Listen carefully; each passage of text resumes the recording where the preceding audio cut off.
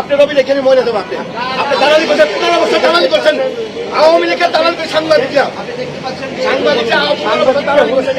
ঈদ যাত্রায় অতিরিক্ত ভাড়া আদায় ও তালিকা ছাড়া টিকিট বিক্রির অভিযোগে পরিচালিত ভ্রাম্যমাণ আদালতের ম্যাজিস্ট্রেট এবং সাংবাদিকের প্রকাশ্য হুমকি দেন এক কাউন্টার ম্যানেজার। পরে তাকে আটক করে থানায় নিয়ে যায় পুলিশ। ঘটনাটি ঢাকার সাভার বাসস্ট্যান্ড এলাকায়। এ সংক্রান্ত একটি ভিডিও ছড়িয়ে পড়েছে।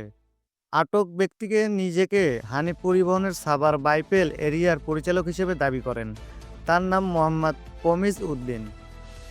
ছড়িয়ে পড়া ভিডিওতে দেখা যায় অতিরিক্ত ভাড়া আদায় ও তালিকা ছাড়া টিকিট বিক্রি করছিল সাভার বাসস্ট্যান্ডে হানিফ পরিবহনের একটি কাউন্টার।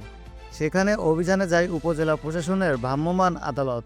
কাউন্টার ম্যানেজারকে জরিমানা করায় তিনি ক্ষিপ্ত হয়ে এবং ম্যাজিস্ট্রেটকে বিরুদ্ধে মামলা ও উপস্থিত সাংবাদিককে দেখে নেওয়ার হুমকি দেন। পরে ম্যাজিস্ট্রেট তাকে আটক করার নির্দেশ দেন।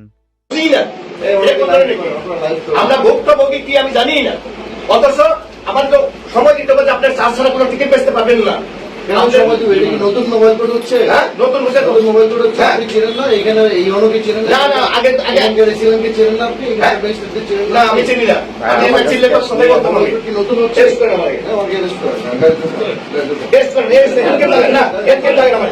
আমার হেডকে লাগে না, আমার হেডকে লাগে না। আমি গাড়ি করছি না, আমি আমার জোর করে খারাপ করছি না। হেডকে লাগে না আমাকে, হেডকে লাগে না।